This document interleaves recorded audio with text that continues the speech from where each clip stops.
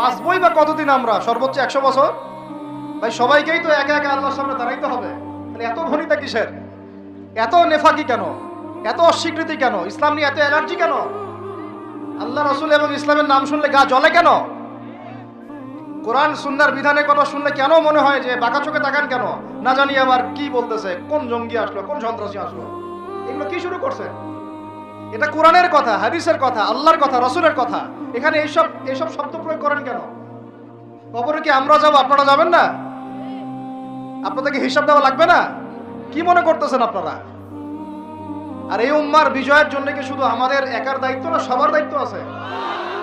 সবাই মিলে তো শক্ত হাতে একটা হাতল ধরলে না ইসলাম বিজয় হবে। আল্লাহ পাক যে ক্ষমতা যাদেরকে দিয়েছেন, কেন আপনারা বুঝতে চেষ্টা করেন না যে আল্লাহ রাব্বুল আলামিনের কাছেই সার্বভৌম ক্ষমতা, তার বিধান বাস্তবায়ন করেন। আল্লাহ পাক আপনাদেরকে আরো শক্তিশালী করবে ইনশাআল্লাহ।